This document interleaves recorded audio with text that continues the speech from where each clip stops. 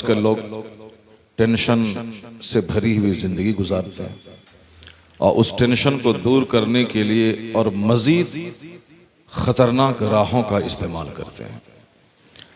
गम से भरी हुई ज़िंदगी, कोई मोबाइल देखकर चाहता है कि मेरा टेंशन दूर हो जाए, कोई रात रात भर टेलीविज़न के पर्दों से चिपक के रहकर चाहता है कि मेरी तकलीफ़ दूर हो जाए, कोई शराब की बोतलों में चैन ढूंढ रहा है, कोई साहब दोस्तों की महफिल में कॉमेडी सुनकर सुकून तलाश कर रहा है, कोई रात रात भर बाइक पे घूमकर शोर हंगामा करने में सुकून तलाश कर रहा है। लेकिन सारी दुनिया को मालूम है कि लोगों का बनाया हुआ अपना तरीका सुकून देने में नाकाम हो चुका है। इसलिए लोग खुदकुशी की राह पे चल पड़े हैं कि मैं रात रात भर मैं शराब पिया मगर चैन नहीं मिला, मैं रात रात भर जागकर मैंने फिल्में देखी मगर करार नहीं मिला।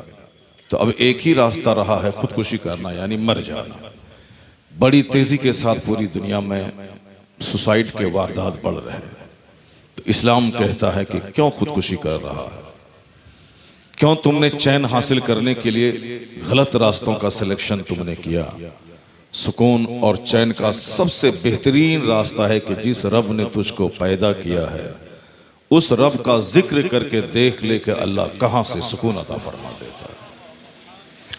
दिल की खुराक है अल्लाह का जिक्र जी, दिल की ग़िज़ा है अल्लाह रब्बुल इज़्ज़त की याद।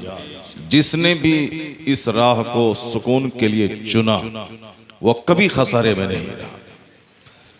इंसानी तारीख गवाह है कि जिसने भी अल्लाह की इबादत, अल्लाह के जिक्र को सुकून का रास्ता तलाश किया वो कभी खसारे में नहीं रहा, वो कभी घाटे में नहीं रहा।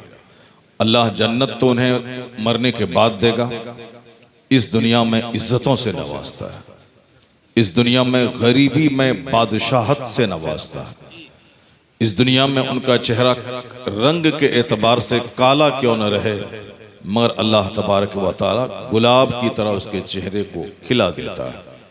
ये वो रास्ता है अल्लाह का जिक्र का रास्ता।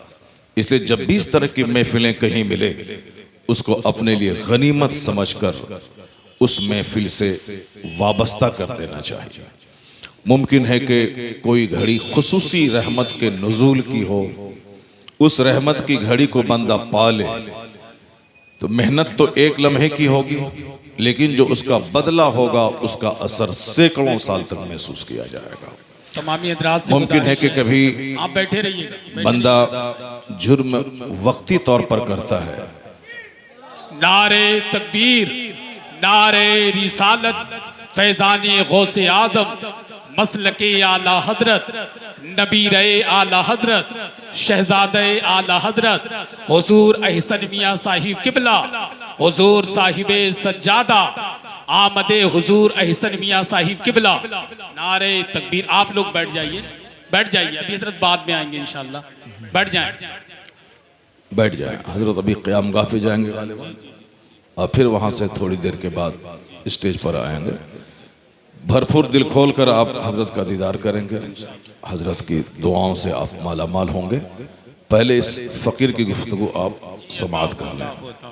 सारे लोग खामोशी इख्तियार करके रखें और गौर से सुने। एक बार जोर से बोलें सुभान अल्लाह। दरूशी पढ़ें अल्लाहुम्मा सल्लि अला सय्यिदिना व मौलाना मुहम्मदिन मअदनिल जूद वल करम व आलिहि व बारिक व सल्लिम सलातन व सलामन अलैका या रसूल। मैं अर्ज़ कर रहा था कि दिल को सुकून मिलता है अल्लाह के जिक्र से और इस तरह की महफिलें बहुत कम दुनिया में मुनक़िद होती हैं। खेल तमाशे की महफिलें हमेशा होती हैं। आज भी लोगों ने तमाशा देखा है, चाहे खेल हिंदुस्तान पाकिस्तान के दरमियान हो या अमेरिका और साहब मलेशिया के दरमियान हो। खेल खेल है, वो एक तमाशा है। ऐसा नहीं कि मेरा भारत हार जाए तो मैं गमगीन हो जाऊं, पाकिस्तान जीत जाए तो मैं खुश हो जाऊं, अमेरिका हार जाए तो मैं नाराज़ हो जाऊं, ब्रिटेन जीत जाए तो मैं खुश हो जाऊं। खेल है, तमाशा है। वो तमाशा चाहे मेरा भाई जीते वो तमाशा तमाशा है, चाहे कोई दूसरा जीते तमाशा तमाशा है। उस तमाशे से हमको कोई लेना देना नहीं। हमारा सबसे बड़ा मिशन है कि अच्छा काम अगर मेरा भाई कोई करता है तो दिल को खुशी हासिल होती है। जी जी बेशक। और नाचने गाने वाला काम मेरा कोई भारी कहे तो एक मुसलमान का दिल उससे खुश नहीं होता। पूरी दुनिया में जहाँ भी मुसलमान मस्जिदों को आबाद करे, जहाँ भी तिलावत करे, जहाँ भी इस्लाम का कुछ काम करे तो हमारे दिलों को ठंडक पहुँचती है। लेकिन कोई तमाशे में नाम ऊंचा कर ले, कोई खेल में नाम ऊंचा कर ले, उससे हमारा कोई लेना देना नहीं होता है। बाकी रही बात कि हमारे अपने वतन, अपने दयार, अपने मुल्क से मोहब्बत की बात रही, तो ऐसा नहीं कि साहब हमारा मुल्क अगर शराब में नाम ऊंचा कर ले तो मैं खुश हो जाऊं, हमारा मुल्क अगर ड्रामे में नाम ऊंचा कर ले मैं खुश हो जाऊं। मेरा मुल्क है। जब भी कोई अच्छा काम करे तो उस काम में सबके जज्बात शरीक होते हैं, सबों को दिली खुशी हासिल होती है। खेल तमाशे से, पाप के कामों से हमारा कोई लेना देना नहीं है। पूरी दुनिया के मुसलमान एक मकान में लगी हुई ईंट के समान है। ईंट एक भी कहीं से कमज़ोर हुई तो सारा मकान कमज़ोर हो जाता है, और अगर ईंट सारी की सारी मजबूत हुई तो मकान मजबूत होता है। तो दुनिया के जितने भी साहिब ईमान हैं सब एक मकान में लगी हुई ईंट के बराबर है। ऐसा नहीं कि मैं ही शराब पीता हूं तो दूसरे का क्या होगा, मेरा अपना नुकसान होगा। नहीं नहीं, एक मकान में लगी हुई एक ईंट भी अगर खिसकी तो मकान कमजोर होता है। उसी तरह पूरी दुनिया के मुसलमानों का एक भी फर्द अगर राह रास्त से हटता है, अगर बदआमालियों का शिकार होता है, तो उससे इस्लामी इमारत कमजोर होती है। यही वजह है कि दर्द होता है, तकलीफ, कांटा चुभता है अमेरिका में, और दर्द उसका महसूस इंडिया में होता है। चूंकि पूरी दुनिया के मुसलमान एक जिस्म की तरह है, आज़ा सारे जिस्म के एक दूसरे से मरबूत हैं, और कहीं भी कांटा चुभे, बुखार हो, दर्द हो तो सारा जिस्म उससे बेचैनी का मुजाहरा करता है। अल्लाह तबारक व तआला हम सबों को खेल तमाशों से बचाए और अपने मकसद हयात पर नज़र रखने की तौफीक अता फरमाए।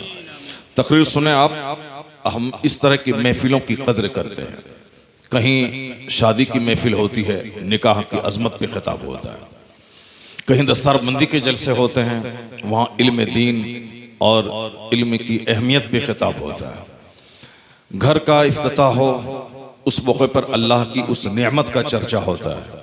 और कहीं विसाल की महफिल हो, इसाले सवाब की, चाहे तीजा हो, चाहे बरसी हो, चाहे 40वां हो, उन महफिलों में मकसद हयात पर गुफ्तगू होती है, ताकि दूसरों की मौत से कुछ सीखने का सामान हो जाए। दूसरों की हयात भी हमारे लिए एक इबरत का जरिया है, और दूसरों की मौत भी हमारे लिए इबरत का सामान है। ये और बात है कि क़यामत जब करीब आएगी तो लोगों को सोचने समझने की जो सलाहियत है लोगों की, वो ख़त्म हो जाएगी। आखिर ज़माने में लोग हवाई की तरह जीने लगेंगे। लोग सिर्फ देखने से ताल्लुक़ रखेंगे, फ़िक्री तौर पर कमज़ोर हो जाएंगे। हुजूर ने फरमाया था कि तुनज़अ उक़ूलो अक्सर ज़ालिका ज़मान सयाती अलन्ना से ज़मान, एक वक्त ऐसा आएगा कि लोगों की अक्लें छीन ली जाएंगी। अक्ल रहती है तब लोग गौर व फिक्र करते हैं, अक्ल रहती है तब लोग दूसरों की जिंदगी से सबक हासिल करते हैं, अक्ल रहती है तब दूसरों को देखकर आदमी अपने लिए नूर और रोशनी हासिल करते हैं। और अक्ल ही जब खत्म हो जाए तो फिर आदमी वो सोचने की सलाहियत खत्म कर डालता है और सिर्फ और नकल करना चाहता है और देखना चाहता है। आखिर ज़माने में अक्लें छीन ली जाएं, लोग सिर्फ लिबास के गुलाम बन जाएंगे, लोग सिर्फ मकान के गुलाम बन जाएंगे, लोग सिर्फ गाड़ियों के गुलाम बन जाएंगे, लोग सिर्फ पैसा कौड़ी के गुलाम बन जाएंगे।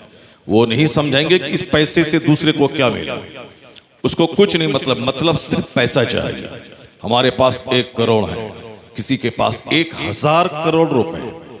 अक्ल का तकाजा है कि उस 1000 करोड़ वाले की जिंदगी को देखा जाए, जिन्होंने बेशुमार गलत तरीकों से पैसे जमा किया, उनको आखिर मिला क्या? इस पैसों से उनको सुकून मिला, करार मिला, एक कामयाब जिंदगी मिली? सोचने की बात यह है करोड़ों रुपए कमाने के बाद भी एक मायूस कुन जिंदगी, एक ऐसी जिंदगी जिसमें खुशी का नाम नहीं, एक ऐसी जिंदगी जो सरासर हसरत और मायूसी और नदामत से भरी हुई जिंदगी, यानी कामयाब जिंदगी और नाकाम अंजाम। जिंदगी में तो अच्छा खाया पिया, गाड़ी से चला, ऑफिस में बैठा, लेकिन एक अफसोसनाक मौत, सडन डेथ, अचानक मौत, सारी चीजें छोड़कर खाली हाथ जाने वाली मौत। यानी उसकी मौत से मुझे एक पैगाम मिलता है, जो 10,000 करोड़ रुपए की प्रॉपर्टी रखता था, उनका अंजाम ये हुआ, तो 10 करोड़ रखने वाला, इसकी क्या औकात है उसके सामने? ये क्यों सोचता है कि मैं एक बहुत बड़ी कामयाब जिंदगी में बसर करूंगा? जब दुनिया में अक्ल घटती है तो दौलत की चाहत बढ़ती है, जब अक्ल बढ़ती है तो शहवत, अक्ल घटती है तो शहवत बढ़ती है।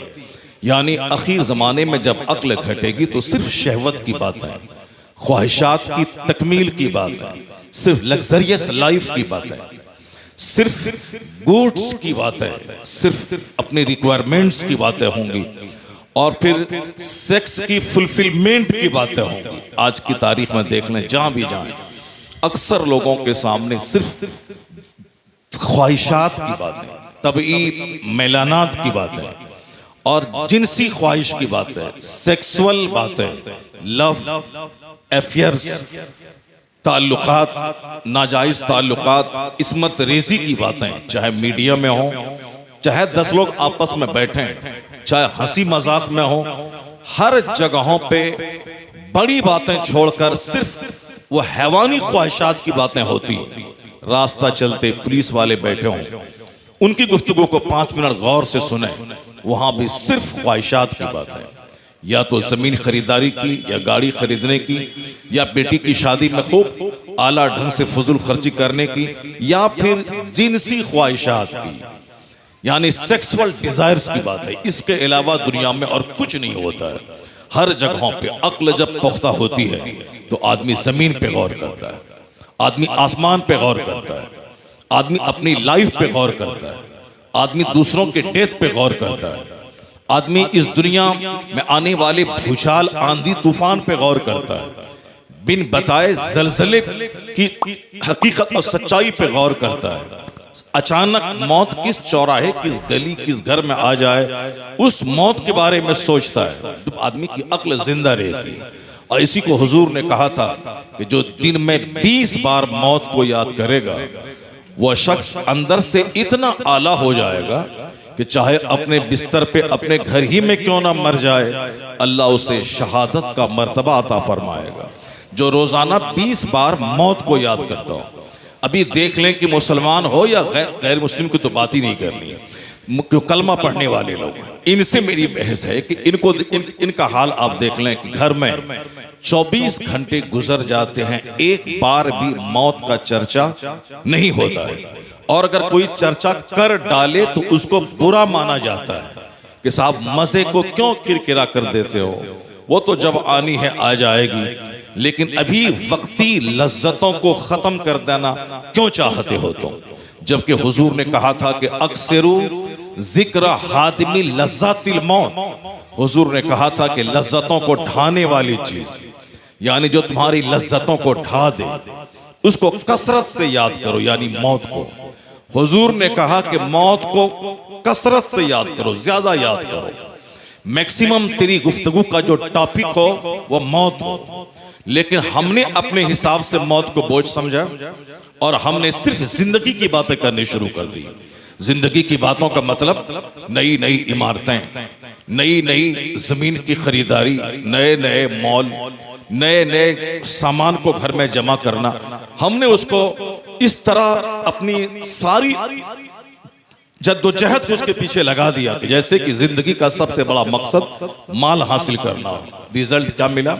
उसके बदले में खतरनाक बीमारियां, उसके बदले में जिंदगी की तलखियां, उसके बदले में आपस की दूरियां, उसके बदले में नींद की कमी, उसके बदले में 1 दर्जन बीमारियां।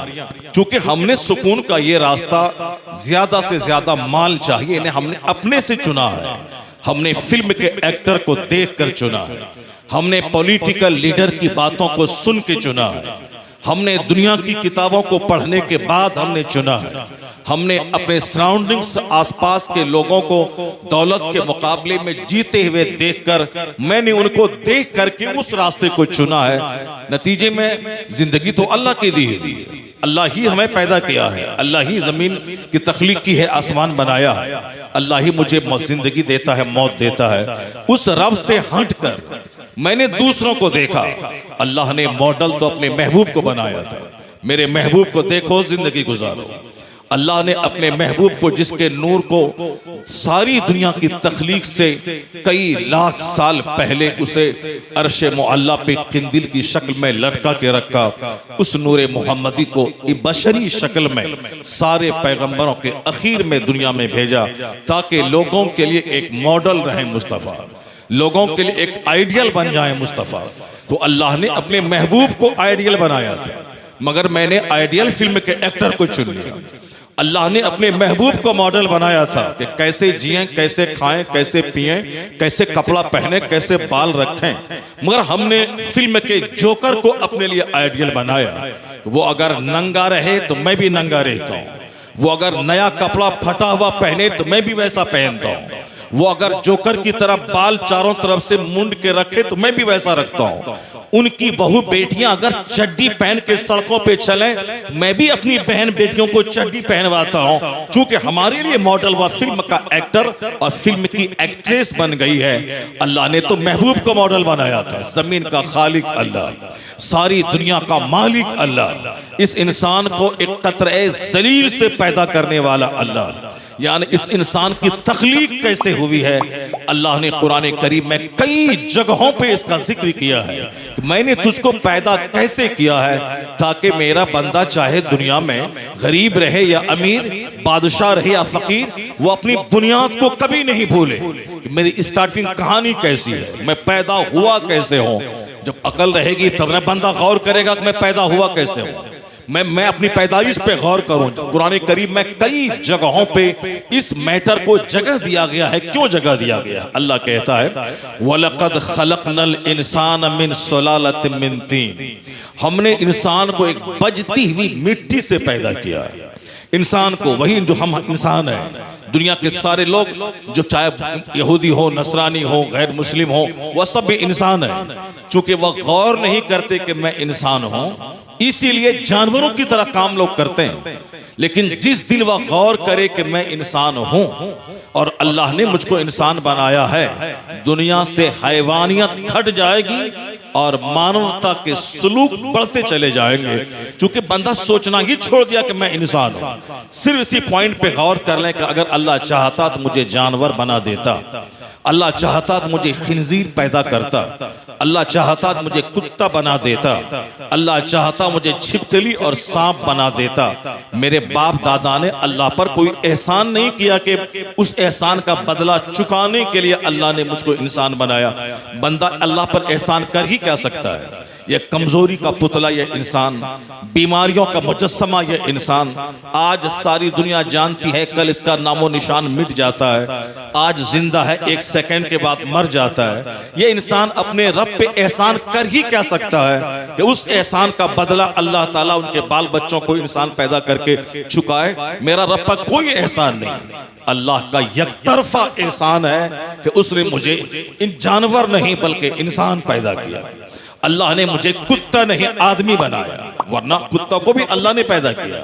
जितनी भी मखलूकात हैं सबों को अल्लाह ने पैदा किया, लेकिन मुझको इंसान बनाया, कुत्ता नहीं बनाया। इसी पॉइंट पे अगर दुनिया के सारे लोग गौर करें कि अल्लाह ने मुझे सांप नहीं इंसान बनाया, तो इंसान बनकर सांप की तरह दूसरों को डंक नहीं मारेगा, इंसान की शक्ल में दूसरों को अपनी जबान से डंक नहीं मारेगा, अपने हाथ से कष्ट नहीं पहुंचाएगा, दूसरों को तलवार से ज़बह नहीं करेगा, वह दूसरों को अपनी थ्योरी से उसे तबाह बर्बाद करने का प्लान नहीं बनाएगा। ये जो सारे ड्रामे दुनिया में हो रहे हैं कि मेरा बच्चा बच्चा है, दूसरों का बच्चा बच्चा नहीं, मेरी बस्ती बस्ती है, दूसरों की बस्ती बस्ती नहीं, मेरा मुल्क मुल्क है, दूसरों का मुल्क मुल्क नहीं, ये बातें सिर्फ इसलिए हैं कि जब आदमी अक्ल से सोचना छोड़ जाता है, छोड़ देता है, तब इस तरह की हैवानी हरकतें बंदा करने लगता है। आज जो कुछ भी हो रहा है अफ्रीका में, जो कुछ हो रहा है अमेरिका में, जो कुछ हो रहा है हिंदुस्तान की सरजमीन पे, यानी एक आदमी के जिस्म को 3 हिस्सों में बांट देना, एक आदमी को 6 इंच छोटा कर देना, एक आदमी को हमेशा किसी न किसी तरीके से फंसा के जेल में डाल देना, उसकी पूरी सोसाइटी, उस पूरी बिरादरी को मिटाने का प्लान बनाना उस वक्त होता है जब बंदा अपने इस पॉइंट पे सोचना छोड़ देता है कि मैं इंसान हूं और इंसानियत का तकाजा क्या है, ह्यूमैनिटी का तकाजा क्या है, ह्यूमैनिटी का डिमांड क्या है, ह्यूमन बीइंग्स, ह्यूमैनिटी इसकी क्वालिटी है, इसकी खसलत है, इसे क्या करना चाहिए वह सोचना छोड़ देता है। हुजूर ने कहा था कि आखिर जमाने में लोगों की अकलें छीन ली जाएंगी। जब अकल छीन ली जाएंगी तो सिर्फ आदमी बर्गर खाएगा, सिर्फ आदमी चाउमीन खाएगा, सिर्फ आदमी शराब पिएगा, सिर्फ आदमी ताश खेलेगा, सिर्फ आदमी रात में नाइट क्लब का रुख करके डांस करेगा ताकि हम रिफ्रेश हो जाए, तरोताजा हो जाएं। वह भूल जाएगा कि नाचते नाचते बंदा मर गया, शराब पीते पीते आपस में कत्ल हो गया, ताश खेलते खेलते दौलतें बिक गई, जमीन लूट गई, यहां तक कि बीवी और बेटियों को दांव पे लगाना पड़ा। ये आदमी सोचना छोड़ देगा, वो सिर्फ उसको बर्गर और चाउमीन, चाहे लीवर डैमेज हो, चाहे उसका हार्ट डैमेज हो। आज सारे डॉक्टरों के पास जाने के बाद अक्सर डॉक्टर यही कहते हैं कि अगर हार्ट की बीमारी से बचना है, जो जंक फूड है इसको खाना छोड़ दें, जो भी अननेसेसरी गैर जरूरी चीजें हैं उसको इस्तेमाल करना छोड़ दें। यानी डॉक्टर कहते हैं सिगरेट पीना छोड़ दें, डॉक्टर कहते हैं बीड़ी पीना छोड़ दें, डॉक्टर कहते हैं कि गुटखा खाना छोड़ दें। अगर लीवर की सेफ्टी चाहिए, अगर हार्ट की सेफ्टी चाहिए, अगर इंटेस्टाइन की सेफ्टी चाहिए, अगर बसारत की सेफ्टी चाहिए, अगर चाहते हैं कि समाज बरकरार रहे, तो इन अननेसेसरी चीजों को छोड़ दें, गैर जरूरी चीजों को छोड़ दें। डॉक्टर आजकल अक्सर बोलते हैं कि बाहर का खाना पीना छोड़ दें, बाहर में वही एक ही तेल से कई तरह के सामान बना के आपको जहर देते हैं, आप वक्ती मजा लेने के लिए खाते हैं, अब उसे छोड़ दें। उससे आपका हार्ट के जो वेन्स हैं ब्लॉक हो जाएंगे, आपका शुगर लेवल हाई हो जाएगा, आपकी वीपी हाई हो जाएगी, यानी जो एक जनरल बीमारी बन गई है। डॉक्टर मना करते हैं कि बाहर के सामान को आप मत खाएं, ये जानने के बावजूद कि सिगरेट से कैंसर होता है, लेकिन आदमी आदत का गुलाम है, वो उसको पीता है। ये जानने के बावजूद कि पानी पूरी खाने से बहुत सारे नुकसानात होते हैं, लेकिन आदमी आदत का गुलाम है, उसको खाना पड़ता है। ये जानने के बावजूद कि खैनी और गुटखा से कैंसर होता है, लंग्स डैमेज होता है, और उसके बावजूद बंदा दिन में 100 पुड़िया खाता है। वह जानता है कि उसकी जबान मोटी हो जाएगी, वह जानता है कि कुव्वते गोयाई उसकी सल्ब हो सकती है, वह जानता है कि गुटखा खाने वाला जब कभी भी उसको डायरिया का मर्ज हुआ, किडनी के 100% फेल होने का खतरा रहता है। आए दिन इस तरह के केसेज आते हैं, लेकिन आदमी के पास अक्ल रहे तब न सोचे कि मुझे क्या खाना है, क्या नहीं खाना है, मुझे क्या पहनना है, क्या नहीं पहनना है, मुझे किस तरह का हेयर स्टाइल रखना है, किस तरह का नहीं रखना है। आदमी ने सोचना छोड़ दिया कि मैं क्या खाऊं, सिर्फ लग्जरियस लाइफ के पीछे। पीने में मजा आता है, ये खाने में मजा आता है, घूमने में मजा आता है। तो आज जब इस घूमने का गलत असर सेहत पे, सोसाइटी पे पड़ा, तब डॉक्टर चीखते हैं कि खबरदार, रात में 10 से ज्यादा ना जागें और जल्दी सुबह उठने में दिक्कत होगी, इससे आपकी हेल्थ चूर चूर हो जाएगी। आज 18 साल का जवान देखें, बिल्कुल चेहरा जैसे लगता है मुर्दार की तरह, आंखें धसी हुई, चेहरा चिपका हुआ, ऐसा लगता है कि रात भर नींद लेने के बाद भी ये मायूसियत का शिकार है। सेहत हासिल करने के लिए दूसरी कौमें बेदार हो गई। अब साहब वो रामदेव जी के पास उत्तराखंड जा रहे हैं। रामदेव जी कहते हैं कि नेचुरल रिसोर्सेज की तरफ आओ, यानी कुदरती चीजों की तरफ आओ। जो चीजें नेचुरल हैं, जो चीजें आर्टिफिशियल हैं, उसको छोड़ दिया जाए, बनावटी चीजों को छोड़ दिया जाए और नेचुरल चीजों के पास आए और आप नेचुरल एनवायरनमेंट में आप घूमें। यानी आप सुबह सवेरे जन्नती हवाओं में रहें। एसी की हवा ये आर्टिफिशियल हवा है, फैन की हवा ये आर्टिफिशियल हवा है। रात में 8 घंटे फैन के नीचे हैं, बदन सुबह सवेरे ऐंठने लगता है। एसी में आप रहें, अंदर से 8 घंटे सोने के बाद एक उलझन सी महसूस होती है। लेकिन सुबह की ठंडी हवाओं में आप घूमें, ऐसा लगता है जैसे जन्नत से सीधी हवा उसकी सेहत को दुरुस्त कर रही होती है। लोग कहते हैं सुबह की हवा एक तरफ, करोड़ों रुपए की दवा एक तरफ। जब आज सेहत खराब होने लगी तब डॉक्टरों ने कहा कि गैर जरूरी सोना छोड़ दीजिए, गैर जरूरी खाना छोड़ दीजिए। जब आपस में तकरार बढ़ने लगी तो डॉक्टरों ने कहा गैर जरूरी टॉक छोड़ दें। यानी कोरोना काल में पुलिस वाले डंडा मार मार कर रात के 9 बजे के बाद से लोगों को कहते थे घर जाओ, घर में रहो, सेफ रहो, घर में रहो, सेफ रहो, यानी बिल्कुल सुरक्षित रहो, बाहर मत घुमा करो। समंदर में जुहू चौपाटी के किनारे रात के 9 बजे के बाद लोग 2-2 बजे रात तक घूमते थे। पुलिस वाले डंडा मार मार के कहते थे घर में रहो, सेफ रहो, अपने घर में आइसोलेट रहो, सेफ रहो, यानी बाहर की हवाओं से बचते रहो। यही काम 1400 साल पहले पैगंबर आजम ने किया था।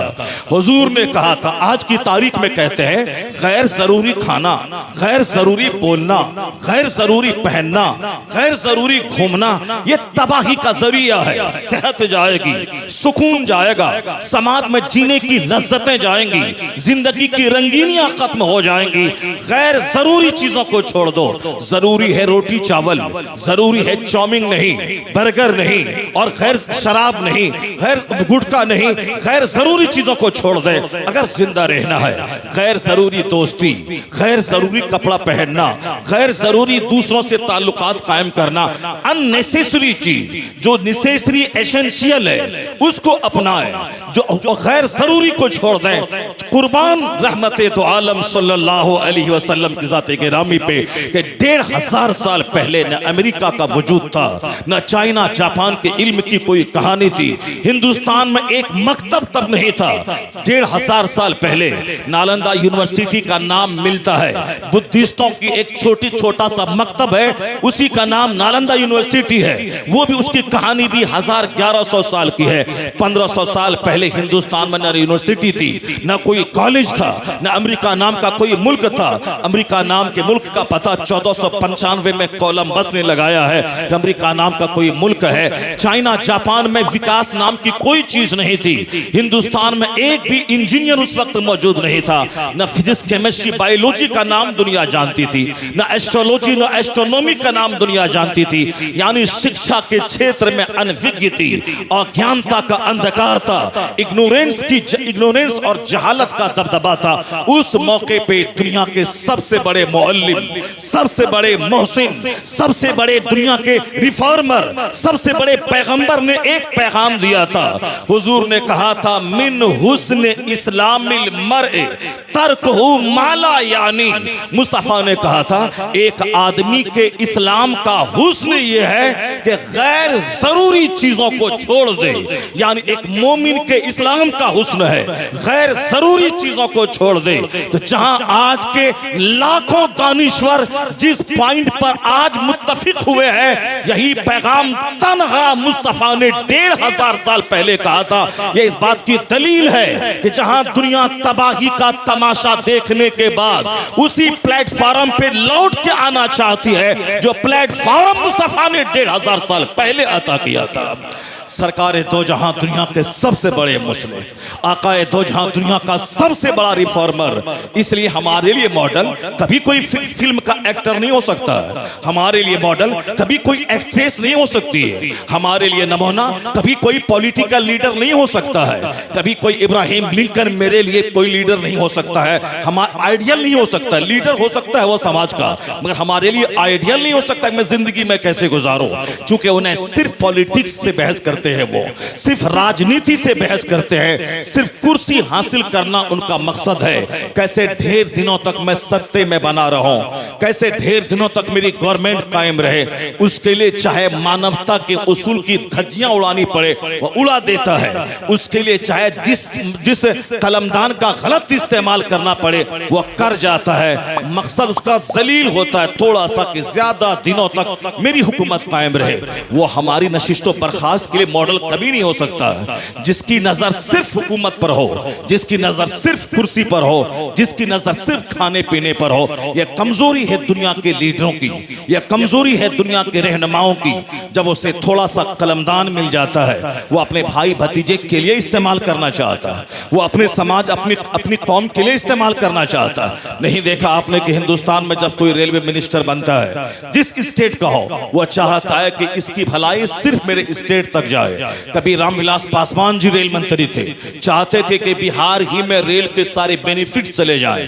कभी लालू प्रसाद यादव जी रेलवे मंत्री थे, वो चाहते थे कि हिंदुस्तान में रेलवे का सारा मुनाफा बिहार चला जाए। कभी ममता बनर्जी वेस्ट बंगाल की रेल मंत्री थी, वो चाहती थी कि रेलवे का सारा फायदा मेरे बंगाल को पहुंच जाए। कभी सीके जाफर शरीफ कर्नाटका के रेल मंत्री थे, वो चाहते थे कि हमारे कर्नाटका को इससे फायदा पहुंचे। यानी जो कलमदान वजारत जिसके हाथ में आती है, यह इंसान की कमजोरी है, वो अपने भाई भतीजावाद में लग जाता है। इसलिए दुनिया में कोई भी ज़ाब्ता इंसान का बनाया हुआ वह फेल्योर हो चुका है। Democracy is the government of the people, for the people, by the people. जमहूरियत इंसान के लिए, इंसान आदमी के लिए, आदमी के जरिया आदमी का बनाया हुआ कानून है जमहूरियत। मगर जमहूरियत भी कमा हक हो दुनिया में सुकून देने में असमर्थ है। रशिया में कम्युनिज्म वहां से चला, मगर रूस के सैकड़ों दर्जनों टुकड़े हो गए। एक ज्योति बसु नाम का आदमी 30 साल तक हिंदुस्तान के वेस्ट बंगाल का चीफ मिनिस्टर रहा, लेकिन आज उसकी पार्टी की जैसी की तैसी हो गई। लोग किसी चीज को अपना जाती फार्मूला को चाहते हैं पूरी दुनिया पे नाफिज कर दें और हम कामयाब हो जाएंगे। दुनिया में कम्युनिज्म फेल हो चुका है, दुनिया में डेमोक्रेसी भी फेल हो चुकी है, खुद साख्ता डेमोक्रेसी। दुनिया में इश्तराकियत, दुनिया में कैपिटलिज्म यानी कि मालदारों पूंजीपतियों को फायदा पहुंचाना, ये फार्मूला भी फेल हो चुका है। जबकि धीरे धीरे हिंदुस्तान में वही पूंजीवाद का दौर आता जा रहा है। मुट्ठी भर लोगों के पास दौलतें जा रही हैं। हिंदुस्तान का आदमी देखते ही देखते दुनिया के दौलतमंदों की सूची में वह शामिल हो रहा है और 1 नंबर 2 नंबर 3 नंबर पर आने के लिए हाथ पांव मार रहा है। और हमारी हुकूमत भी उसी को और आगे बढ़ाने के पीछे लगी है। ये और बात है कि करोड़ों गरीब मजदूर महंगाई की तलवार से कट जाएं, पिस जाएं, मर जाएं, उसे इन करोड़ों गरीबों से मोहब्बत नहीं है, उसे चंद गिनती के उद्योगपति से मोहब्बत है, जिनके पैसे से वो इलेक्शन लड़ेगा, जिनके पैसे को पानी की तरह बहा करके वह कुर्सियां खरीदेगा। यह इंसान का बनाया हुआ ज़ाब्ता फेल हो चुका है। इसलिए दुनिया में कम्युनिज्म भी फेल हो गया, डेमोक्रेसी फेल हो गई। तो निजाम किसका कामयाब है? जमीन अल्लाह की है, आसमान अल्लाह का है, यह इंसान अल्लाह का पैदा किया हुआ है। इंसान का कानून जब इंसान पे चलेगा तो इंसान की एक बड़ी बिरादरी उस फायदे से महरूम रहेगी। लेकिन जब इंसान के खालिक का कानून चलेगा तो अमरीकियों का भला होगा, हिंदुस्तानी का भला होगा, चाइनीज का भला होगा। चूंकि अल्लाह का कानून है वह सारे बंदों के लिए भला होगा। इसलिए अल्लाह ने अपने महबूब को रहमतुल लिल आलमीन बना के भेजा कि देख मुस्तफा को कैसे खाते हैं, कैसे पहनते हैं, कैसे जीते हैं, कैसे चलते हैं, कैसे जद्दोजहद वाली जिंदगी गुजारते हैं। मुस्तफा को कोई क्रिश्चियन भी देखे, जन्नत भले ना मिले दुनिया में कामयाब हो जाएगा। मुस्तफा को यहूदी क्यों ना देखे, भले जन्नत नहीं मिलेगी बदअकीदगी कुफ्र की वजह से, मगर दुनिया में कामयाब होगा। मुस्तफा को कोई गैर मुस्लिम देख के जिंदगी गुजारे, जन्नत नहीं मिलेगी मगर दुनिया में अच्छी जिंदगी मिलेगी, उसको एक कामयाब जिंदगी गुजारेगा। इसलिए दुनिया वाले नाकाम होते हैं कब? जब अपना उसूल चलाते हैं। लेकिन जिस दिन दुनिया में उसूल अल्लाह का चलेगा, जिस दिन दुनिया में कानून मुस्तफा का चलेगा, उस वक्त झोपड़ी में भी बादशाहों जैसी काबिल रश्क जिंदगी मिल जाएगी।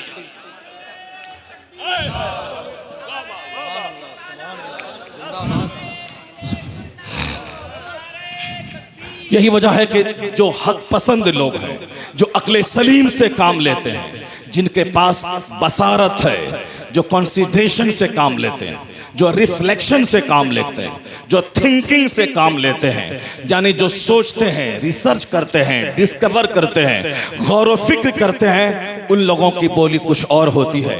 और जिनकी अक्लें छीन ली जाती हैं, उनकी बोली कुछ और होती है। जैसे हिंदुस्तान में चंद लखेरों की अक्लें छीन ली गई। इन लुच्चों लफंगों ने उनकी जिंदगी के खिलाफ कीचड़ उछालना शुरू किया। किनकी जिंदगी? जिनकी जिंदगी बेदाग थी, जिनकी जिंदगी में किसी किस्म का कोई दाग नहीं था, जो रात रात भर सिर्फ इबादत करें, जिसके पाए अक़दस सूज जाएं, जिनके चूल्हे में 2-2 महीने तक आग नहीं सुलगती हो, जो सिर्फ पानी और खजूर पे गुजर बसर करते हों, जिनका बचपन लाजवाब, जिनकी जवानी लाजवाब, नबूवत के ऐलान से पहले वाली 40 साला जिंदगी सिर्फ नेकियों से इबारत थी, ऐलान नबूवत के बाद वाली जिंदगी वह भी सिर्फ नेकियों से इबारत है। एक ऐसा शख्स जो कमाता है नबूवत के ऐलान से पहले, ताकि गरीबों को खिलाए, ताकि बेवाओं को दे, ताकि मिस्किनों को दे, ताकि मेहमानों की खिदमत करे। यानी सरकारे दो जहां, जब आपकी उम्र 12 साल की थी, अपने चचा के साथ जब आप बसरा गए, चचा के साथ मुल्क शाम गए, चचा के साथ यमन गए, उस वक्त बिजनेस करते थे, नबूवत का ऐलान नहीं हुआ था। आपकी बिल्कुल चढ़ती हुई जवानी है, लेकिन पैसा कमा के करते क्या थे? करते थे गरीबों की खिदमत, बेवाओं की खिदमत, यतीमों की खिदमत, यानी बेचारों की खिदमत। जो समाज का नाकाबिल आदमी होता उसे काबिले कार बनाते थे। जो समाज की बेवा होती थी उसके सामान का इंतजाम फरमाते थे, बाजार से सौदा सलफ ला के देते थे।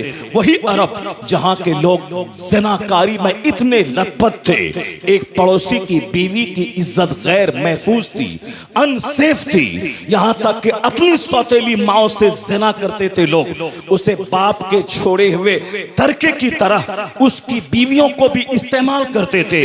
यानी शराब और ज़िना यह दौरे जाहिलियत का सबसे बड़ा कारनामा है, और आखिर जमाने में वही दौर लौट के आएगा। शराब और ज़िना पूरी दुनिया में गालिब हो जाएगा, हो जाएगी ज़िनाकारी, और शराब पानी से ज्यादा सस्ती हो जाएगी, लोग इस्तेमाल करेंगे।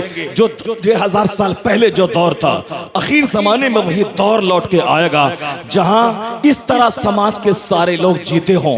एक नौजवान ऐसे जी रहा है, न जबान बहकी है, न निगाह बहकी है, न हाथ बहका है, न पांव फिसला है। उस बदचलन समाज का बच्चा बोलता है कि अगर कैरेक्टर का कोई मजबूत पहाड़ देखना हो तो मोहम्मद अरबी को देख लिया जाए।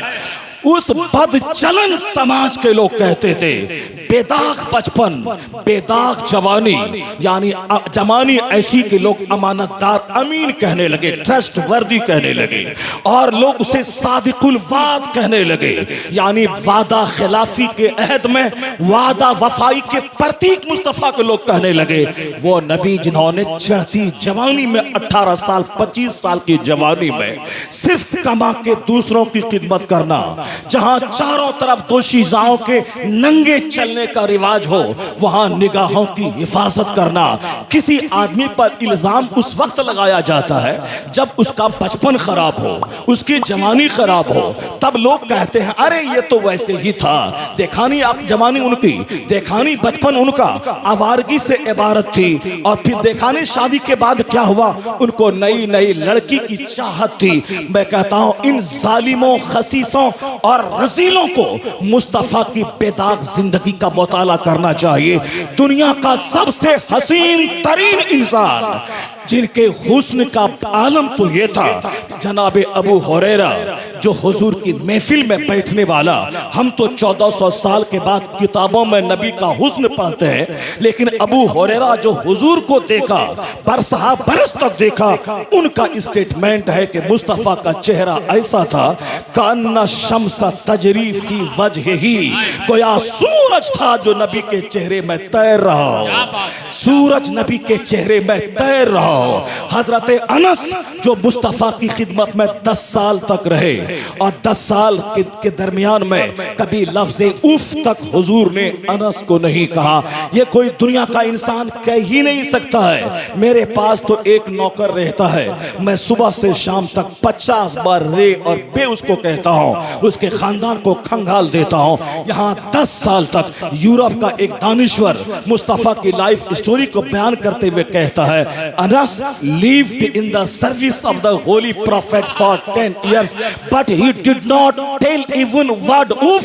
यानी अनस 10 साल तक मुस्तफ़ा की खिदमत में रहे मगर लफ्ज़ उफ तक उस अखलाक के पहाड़ ने नहीं कहा। यह इस बात की दलील है न उस जैसा इंसान पहले कोई पैदा हुआ न क़यामत तक कोई पैदा। नारे तकबीर, नारे रिसालत, शाने मुस्तफा, अज़मते मुस्तफा। तारीख़ आदमियत का इकलौता इंसान, तारीख़ इंसानियत का इकलौता इंसान, तारीख़ आदमियत ने आज तक उस इंसान की शक्ल सूरत का दूसरा नहीं देखा जिनका बचपन बेदाग हो, जिनकी जवानी बेदाग हो, जिनकी जिंदगी का एक एक चैप्टर लाजवाब हो। मैं कहता हूँ जिनकी जिंदगी में कुछ पहले से गड़बड़ होती है तब बाद में लोग उसमें ऐब निकालते हैं, अरे ये तो पहले से वैसा था। मैं कहता हूँ जालिमों, मुस्तफ़ा जाने रहमत की जिंदगी में मक्का के दुश्मनों ने भी ऐब नहीं निकाला इस ताल्लुक से कि इनकी नजर बहकी है।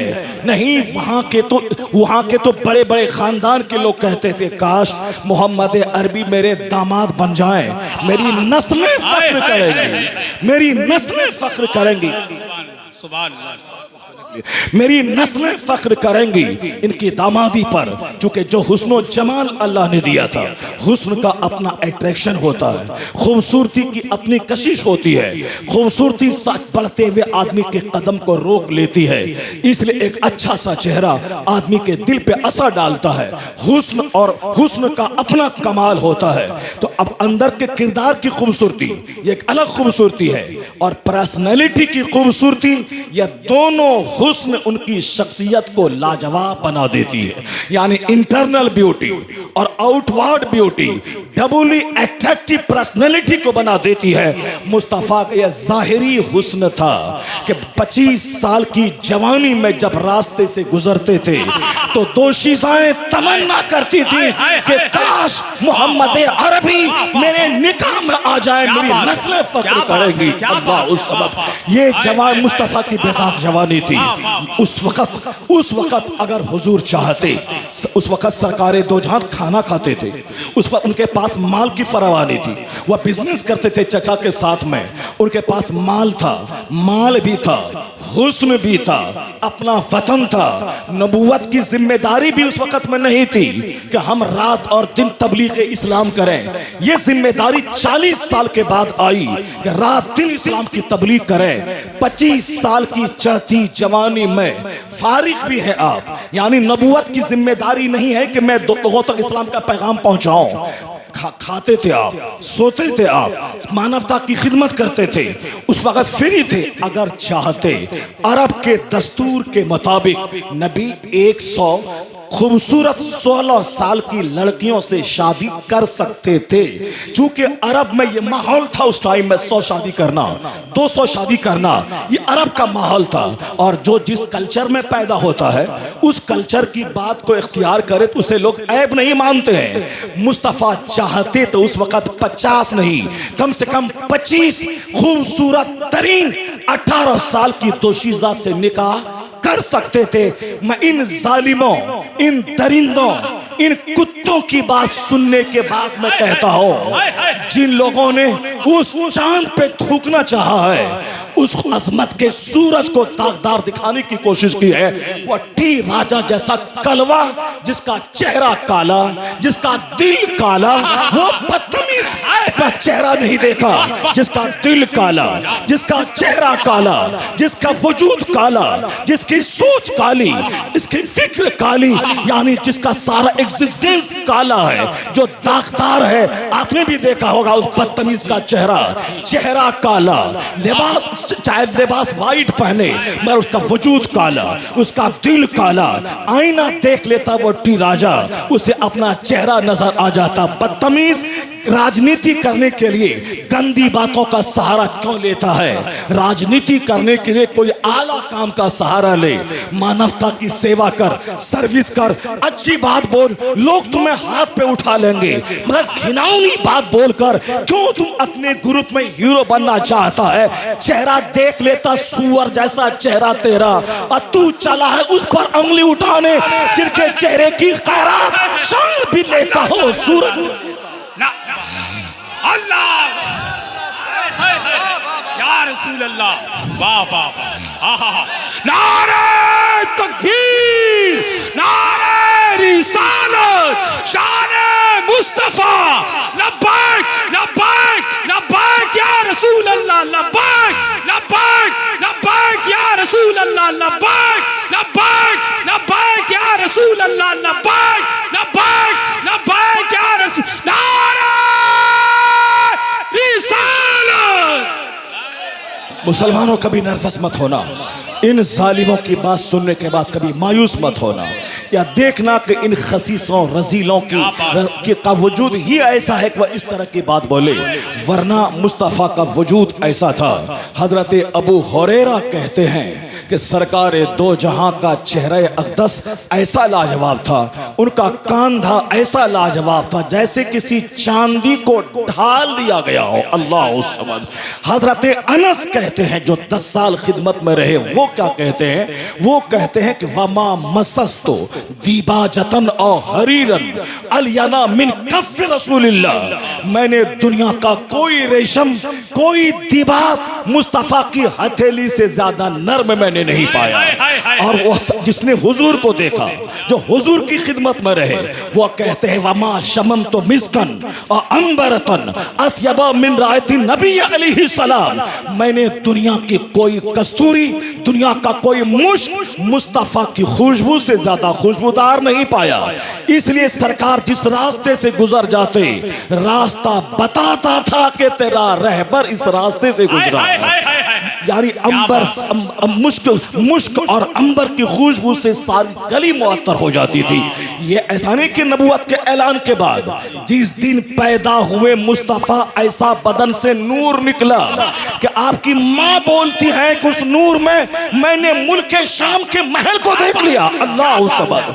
ऐसा नहीं कि 40 साल के बाद जिस दिन पैदा हुए, जनाबे हलीमा कहती है, जब मैं उस नेक बख्त बच्चे को लेकर अपने खानदान में गई, कभी मुझको रात में चिराग जलाने की नौबत नहीं आई। रात भर मेरा घर रोशन रहता था। जिनका बचपन नूरुन अला नूर हो, जिनकी जवानी ऐसी बेदाग, निगाहें झुकी हुई, अल अमीन सादिकुल वाद, समाज के सारे लोग देखे तो देख के दंग रह जाएं। वो चाहते तो 50 नहीं बल्कि 18 साल की 100 दोशीज़ाओं से निकाह कर सकते थे। जवानी थी, बदन में ताकत थी, हुस्न भी था, माल भी था, मगर उस वक्त मुस्तफ़ा ने 2 शौहरों से बेवा औरत जो अधेड़ है, जो 40 साल खातून है, उस चढ़ती जवानी में 25 साल हुस्न है। जवानी में तो और हुस्न निखर जाता है। वह तो बचपन में जब ऐसा चेहरा के चांद जैसे बलाए चांद की तरह चमक मौजूद हो। जवान जब होते हैं, समाज का जब कोई काला इंसान 25 साल का होता है तो चेहरा और मलाहत से भर जाता है, चेहरा चिकना हो जाता है। जवानी में हड्डी स्ट्रांग हो जाती है, जवानी में आदमी का बदन मजबूत हो जाता है। जब मुस्तफ़ा बचपन में से लाजवाब है तो 25 साल की जवानी का हुस्न का आलम क्या होगा। वो मुस्तफ़ा जाने रहमत चाहते तो 18 साल की कई लड़की का सिलेक्शन कर सकते थे। सारी दोशीज़ाएं तमन्ना करती थी, काश मैं इनके निकाह में आ जाऊं। उस वक्त उस किरदार के अखलाक के पुतले ने 40 साल अधेड़ औरत जो 2 शौहर से बेवा हो चुकी थी उनका सिलेक्शन किया। इसका मतलब है कि मुस्तफा की शादी ऐश पसंदी के लिए नहीं थी, वरना ऐश 40 साल खातून से क्या करने का, 25 साल की जवानी में 18 साल की खातून से करने का था। मगर ताकत भी है, हुस्न भी है, मान भी है, जवानी भी है और अधेड़ उम्र की खातून से आपने अक़्द किया। इसका मतलब है कि 15 साल के बाद जो नबूवत का ऐलान होने वाला है, उसमें जो सबको रहमतों का हिस्सा मिलने वाला है, उसी में वो बेवाएं भी शामिल थी जो बेवाएं अभागन मानी जाती थी। उन औरतों का कसूर क्या है जो आज शादी हुई 4 दिन के बाद शौहर उसका मर गया, उस लड़की का क्या कसूर है? वो अपने मौत से मरा है, मगर समाज उसे डाइन कहता था, समाज उसे कातिल कहता था। यह डाइन है जो शौहर को खा के आ गई है। जबकि हर आदमी अपने हयात से पैदा होता है, हर आदमी अपनी मौत से मरता है, चाहे शौहर मरे या शौहर बीवी मरे, वो अपनी मौत से मरते हैं सारे लोग। मगर समाज में ऐसे गलत कानून थे कि लोग बेवा औरतों को डाइन कहते थे, ये कातिल है। बाप अपनी बेटी का चेहरा देखना नहीं चाहता था, उनके सरों पे बकरी की मेमनियां डालता था। ये मनहूस है, ये कातिल शौहर को कत्ल करके आई है। समाज कितना बड़ा जुल्म करता था, उसकी शादी के बारे में सोचना ही फजूल था। मगर कितना बड़ा अत्याचार, कितना बड़ा जुल्म, कितनी बड़ी ज्यादती थी इन बेवा औरतों के साथ, जिसको लोग कहते थे कभी सुहागन बनने के काबिल नहीं है। रहमते दो आलम जो कुछ 40 साल के बाद कहने वाले थे, उसी को प्रैक्टिकल में 25 साल की उम्र में उस बेवा खातून से अक़्द करके बता दिया कि बेवाएं अभागन नहीं सुहागन बनने के काबिल है। तो मैं कहता हूं जिस मुस्तफा ने बेवाओं को सम्मान दिया कि आज हिंदुस्तान की बेवाओं की शादी हो रही है, आज अरब की बेवाओं का निकाह हो रहा है, अमेरिका की बेवाओं की शादी हो रही है, यह एहसान मुस्तफा जाने रहमत का है जो गलत नीति को तोड़कर बेवाओं को जीने का हक अता कर दिया है, बेवाओं को जीने का हक अता किया है। सर रहमते दो आलम